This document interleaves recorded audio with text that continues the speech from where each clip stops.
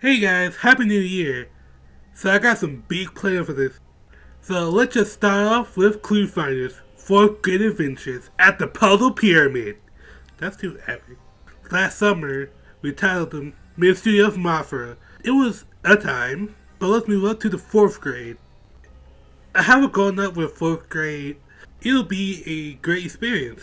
And also this time, I don't have any VSync problems. And also I didn't put a European version. Let's go! The ClueFinders find themselves chilling in Egypt with a researcher lose some stuff from a pyramid. Bad Gabby Bad, or Loveless, kidnapped the head researcher and the loot, and the ClueFinders find a skull that will launch the adventure.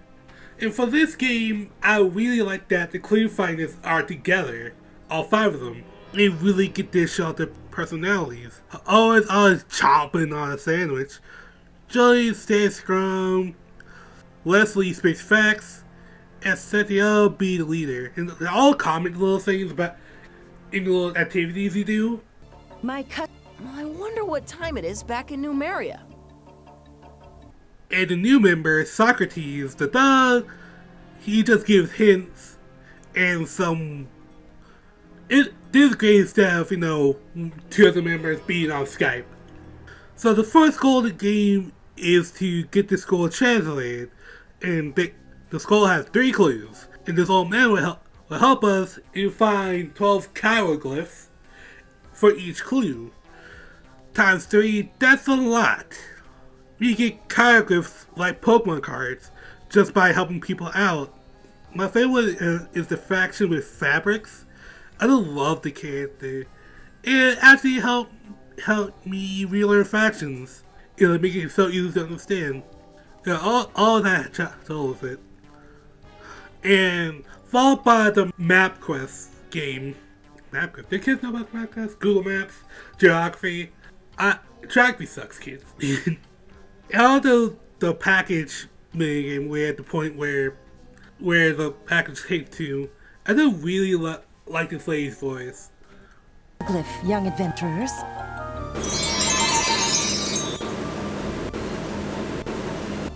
Where does this one go? There are 3 other things you can do for characters, but it sucks. And you can't stack them. You only get 12 characters at once, and you're forced to do all 5 activities. And I do like that. You're like, when you do an activity, you get characters. The people will tell you can do this, but we don't got any more characters for you, so move on, go away. We don't want you. And it sucks that I don't get the grind. Like, I just can't get 36 hieroglyphs and then just get a scroll translate. I have to go back and forth.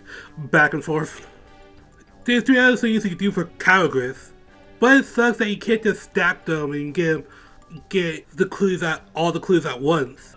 In between getting 12 hieroglyphs, the plot unfolds. Loveless, the main bad guy, is planning to free the god of chaos, Seth, by using the stuff or using the pyramid.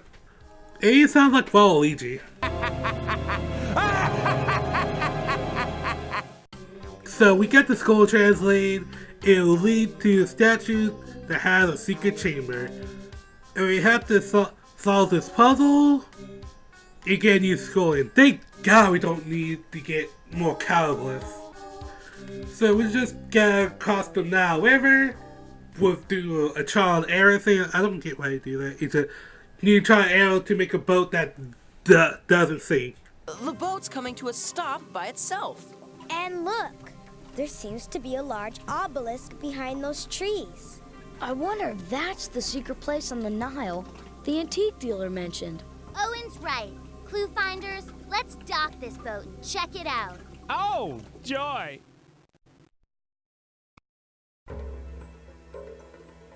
Hello, darlings. I see you have found your way to my palace. The help you seek lies within. All right, let's go in. I'd love to let you through, but first, there is the small matter of the palace doors. As you can see, they are covered with lovely gems set in beautiful patterns. But some of the gems were stolen by the vile mice in this area. Why don't you go and get them back?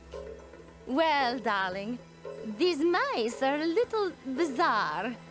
They seem to be convinced that they are ancient Egyptians I'll cluck like a chicken. and spend their days building pyramids and columns and such. They are a little too weird for me. Chicken, no! Don't be such a fraidy cat. Let me propose a bargain. If you get those awful mice to give you back the stolen gems and use them to complete the pattern on each of my 5 doors, I will open the doors for you. When you have repaired all 5 doors, you can enter the palace. I love this cat voice. I think she's funny. So you need to go into this palace, but you need to get through 5 gates. Get gems to fill the pad on the gate. Yeah, you need to get these gems from these rats. The cat don't want to deal with them. And you're right, they are odd. And I really like all the rats and their funny accents. What have we here? Greetings, I am the great artist of this land. I have One of my favorite games is the map quest one. I think it's fun to work it out. And the second one is the Power the Pillar thing. I just like math, and the other ones are lame and ultra tedious. Like 5 gates, man. So we get past all gates. We gotta do the logic puzzle test where you have to just aim for the target. It's fun. I like it. So you may hide in the obelisk. You meet the guys. Wait, is that Sobek? The guy tells it's about to go down. You give the kids superpowers. And we are in-game, folks. Seth is freed, and he's pretty hot. The pyramid rises, and we get through. I love the running joke that the constant joke of these dog statues. They all look the same, but they're all actually different guys. You have to answer the question, and they have to just answer the questions. And the other thing to do here is a spelling bee. His hands were moist and clammy from nerve. You just alternate between like the question dogs and the spelling bee. It's actually pretty fun. They get progressively harder until I meet up with Seth. Kids, what have we here? Even punier humans. Hey, who are you calling human? That's right. Joni, you distract him. Hey, over here, you overgrown aardvark. Owen, you fly Santiago up to those pistons. Ready, buddy? Alley. Santiago, push those pistons back in. Almost. We did it! What? How did? But you distracted me. The pistons are reversed. No! No! The pyramid's collapsing. Get me out of here!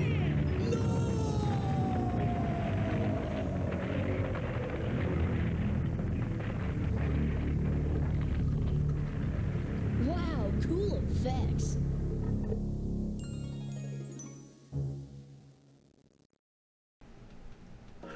With the cutscene and that's the end.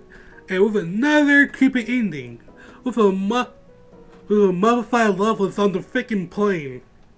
All in all, this is super tedious. Like, oh my god, we can play these games over and over again.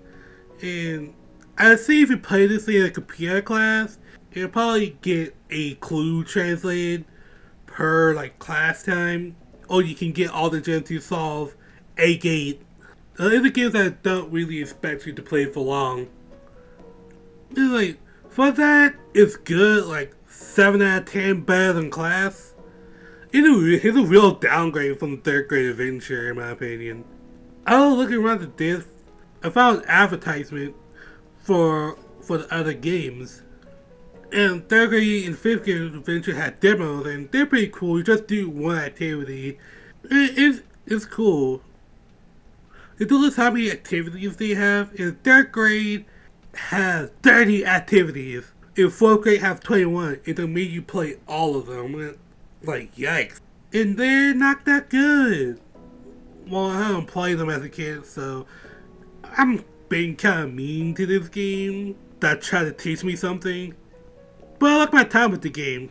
Yeah, I really wonder how 5th grade will follow up. Okay, so this has nothing to do with ClueFinders, but I cannot make a full video about this. Or not, I don't want to share this, okay? Okay, here we go. So, while I had difficulty remembering the ClueFinders for my videos, this game came up. I just remember at this game that I had Taylor as a host. I just kept on looking up and looking. I ended up on Jumpstart, and my brain just had that spark and I had to keep it going. And so I went up and down and realized to Jumpstart toddlers. And I was looking at that footage and like, I misremembered the host. It was a gerbil, not a bear. Let's see, I clicked that one video and it just, yeah, like, oh. Red. Oh. Oh, yeah. Oh. Blue. Oh, yeah. Diamond. Yes. Red. Diamond. Yes. Green. Yes. Circle. It's like the DVD logo on crack. It's just a game for toddlers, but they're cute songs. My favorite is the Moose, the cow song, and the sheep. And they're the people singing where to clean up objects. Well, for a surprise, they have a whole lot of like funny sound effects that make me giggle. Yum. It really made my mind really wonder. One thing I remember about this game is when you leave the game properly, you turn out the lights, and it was all creepy. Yeah, like I know these things are alive because everything's just glaring at me. And I had nightmare with that bear beating me up. And with that, I learned the escape command because my dad usually want to do tax or something, so he just move and hit the escape key to exit the game immediately. So yeah, I just want to brag about this game that I remember is haunted me for 2 years. During that journey of remembering something was a great payoff. Anyway, leave your comments below, what's your favorite thing about ClueFinders? What's your favorite memory? What's the greatest journey?